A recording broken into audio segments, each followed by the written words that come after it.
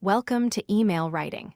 In this lesson, we will learn the essential structure and components that make up a professional email.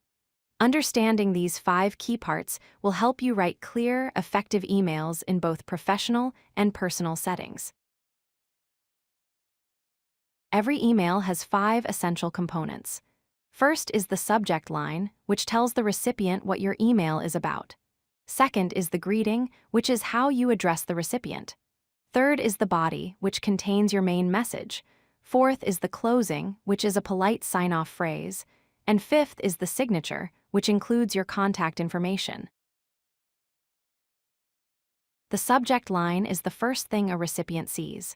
It should be clear, concise, and relevant to your message. Keep it brief, using only 5 to 7 words. Make it specific and informative so the reader knows exactly what your email is about. Avoid vague phrases like hello or important, as these do not help the recipient understand the purpose of your email.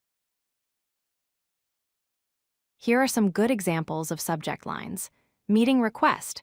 Project update is specific and clear.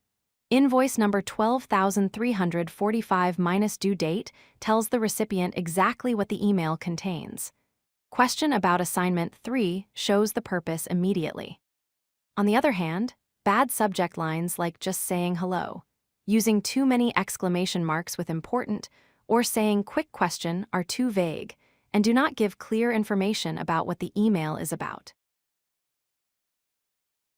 The greeting is how you address the recipient, and it sets the tone for your email. Choose the appropriate greeting based on how formal your email should be.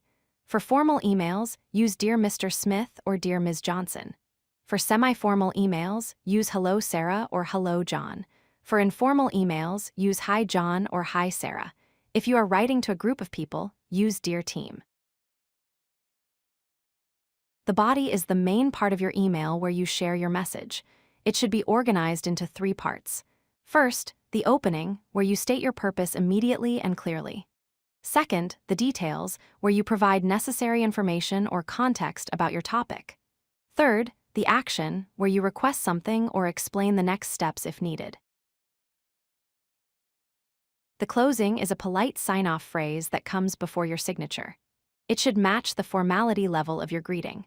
For formal emails, use sincerely or best regards. For semi-formal emails, use kind regards.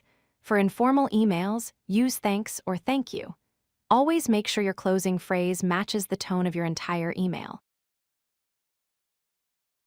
Your signature is your contact information at the end of the email. Include your full name, your job title, your company or organization name, your phone number, and your email address. Keep your signature professional and concise. Include only the contact details that are relevant to the recipient. A good signature makes it easy for people to reach you if they need to follow up. If you like this video, hit that like button and don't forget to subscribe. Visit codelucky.com for more such useful content.